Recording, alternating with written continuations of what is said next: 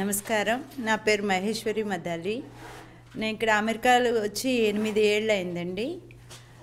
తెలుగు స్పందన ఫౌండేషన్ గురించి శిరీష్ గారు, శరత్ గారు, గిరిప్రసాద్ వీళ్ళు చెప్తే ఈ ఇయర్ వచ్చాము. ముందు సిలికానాంధ్ర అన్న తెలుగు ఆర్గనైజేషన్లో కూడా వాలంటీర్స్గా పనిచేస్తున్నాము. అక్కడ కూడా తెలుగు అంటే ఇష్టం కాబట్టి వాలంటీరింగ్ వర్క్ మెయిన్గా చేయడం జరుగుతుంది. సిలికానాంధ్ర మనబడిలో తెలుగు టీచర్గా కూడా పనిచేస్తున్నాను. తెలుగు స్పందన గురించి ఎందుకు మెయిన్గా అట్రాక్ట్ అయినానంటే ఎడ్యుకేషన్ మెయిన్ ఫోకస్ వచ్చి వీళ్ళు ఎడ్యుకేషన్.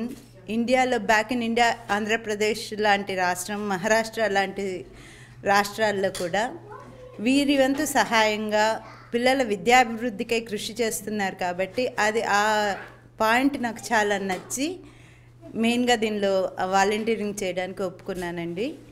అది కాకుండా ప్రవాసంలో ఉండే పిల్లలకి తెలుగు మీద మమకారం ఉన్నప్పటికీ, ఇంట్లో ఏ కొద్ది మాట్లాడుతున్నప్పటికీ వారికి పూర్తిగా దాని మీద ఫోకస్ చేయడం కానీ, ఇలా వేమన శతకం, సుమతి శతకాలు లాంటి పద్యాలు అవి నేర్చుకోవడం కానీ నేర్చుకునే అవకాశాలు చాలా తక్కువ. ఇలాంటి కాంపిటీషన్స్ పెడుతుంటే పేరెంట్స్ అంటే తల్లిదండ్రులు కూడా ప్రోత్సహిస్తారు. అటువంటి టైంలో పిల్లలకు కూడా ఏదో వాళ్ళ ఎంతూజియాజంతో వాళ్ళు కూడా ముందు వచ్చి నేర్చుకునేందుకు అవకాశం ఉంది. ఆ విధంగా మన చరిత్రను వెనక్కి వదలకుండా ముందుకు పోయే అవకాశం చాలా ఉంది. వీళ్ళ తరతరాలకి ముందు ఉన్న చరిత్ర అలా వస్తుందని కాదు, తెలుగు సాహిత్యం కానీ ఏదైనా మిగతావన్నీ.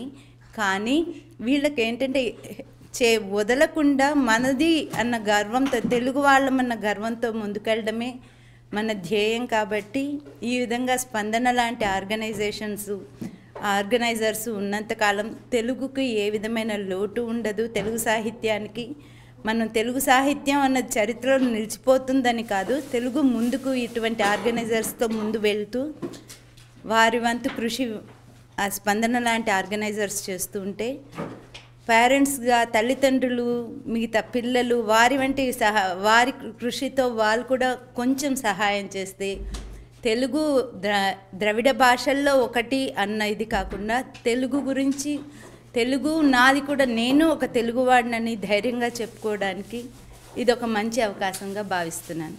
ధన్యవాదాలండి.